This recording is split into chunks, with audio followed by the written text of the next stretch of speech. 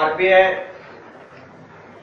च्या वतीने तालुका लेवलला जी मीटिंग घेतलेली आहे ही मीटिंग पंचायत समिती सदस्य आणि जिल्हा परिषद सदस्य उमेदवारी इच्छुक उमेदवार कोण असेल किंवा पुढचं जे काही वाटचाल आहे किंवा पुढचं जे काही राजकारण आपल्याला करायचं आहे त्याची चर्चा करण्यासाठी इथं आपण जमलेलो आहोत। आता बऱ्याच लोकांनी आपापलं मत मांडलं। सोपान काकांनी तर खूप छान मत मांडलं। सोपान काकांनी सांगितलं की प्रत्येक गावामध्ये 2 बोके 2 बैला असतात, परंतु सोपान काका तुम्हाला मला सांगायचं शिरवळ मतदारसंघामध्ये बोके किंवा बैल नाहीत,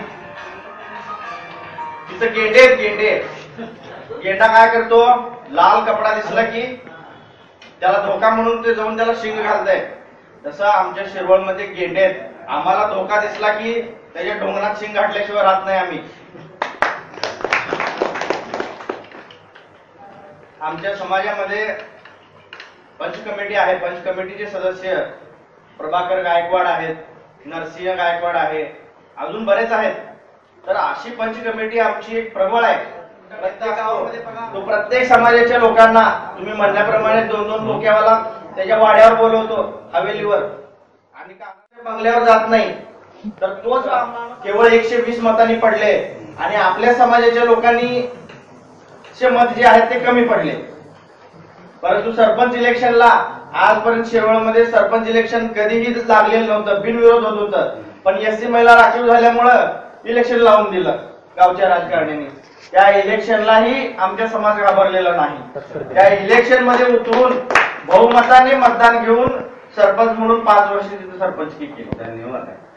तर माझी प्रत्येक गावच्या लोकांना हीच विनंती आहे की तुम्ही कुठल्याही जे काय समोर दिसतंय त्याला बळी पडू नका।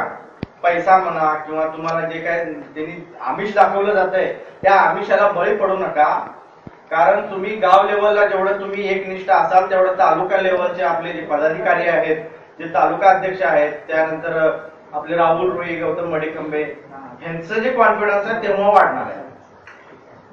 वरच्या लोकांनी यांच्या डोक्यावर आशीर्वाद ठेवल्यावर यांचं कॉन्फिडन्स वाढणार नाही किंवा यांचं राजकारण वाढणार नाही।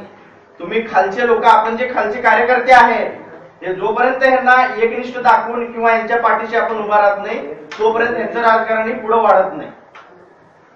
म्हणून माझी सर्वांना विनंती आहे की आता या पंचायत समिती जिल्हा परिषद मध्ये जे काही इच्छुक उमेदवार आहेत त्या इच्छुक उमेदवारांना आपण सपोर्ट करू। समजा आमच्याकडे जर राखीव जर नाही झालं किंवा आमच्या समाजाचा एखादा कार्यकर्ता नाही उभारला तर आमचं जे प्रचाराचं जे हे आहे ते आम्ही माझ्या मुंबईला कसं उभारले तिकडे येऊ, तुमच्यासाठी आम्ही प्रयत्न करू। असं प्रत्येकाने एकमेकाच्या गावाला संपर्क साधून एकमेकाच्या पाहुण्यांना संपर्क साधून हे इलेक्शन लढवू आणि आपले सीट निवडून आणू असं मी या ठिकाणी सांगतो। आपण सर्वांनी शांततेने ऐकलं त्याबद्दल धन्यवाद। जय हिंद।